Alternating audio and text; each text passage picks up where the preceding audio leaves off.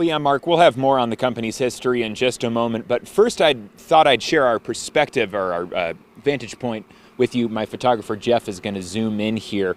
We're at Half Round Bay on Lake Coeur, and it's there in the distance where the crash happened. You can see sheriff's office boats on the lake there with their sirens on. We haven't noticed any cranes or anything like that in the area so far, just these boats. Very well could be some divers on those boats, but we're not entirely sure. Meanwhile, going back to this accident and this float plane company that it involved, the tragedy certainly appears to be the worst accident by far for the company.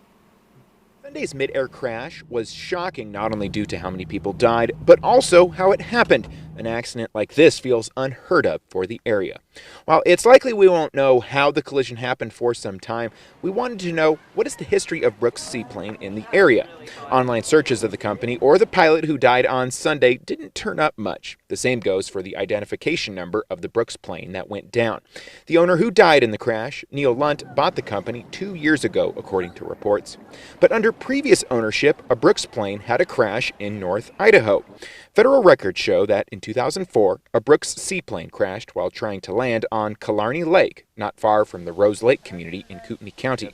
According to an accident report from the National Transportation Safety Board, a Cessna owned by Brooks Seaplane was 50 feet above the lake when the pilot spotted what the report calls wires.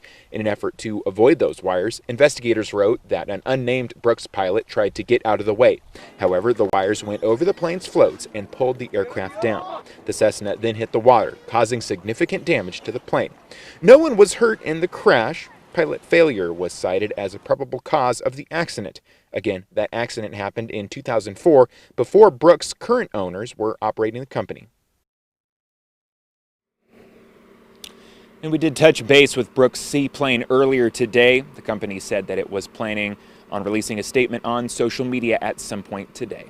Reporting live along Lake Coeur, Taylor Vito, KRAM 2 News.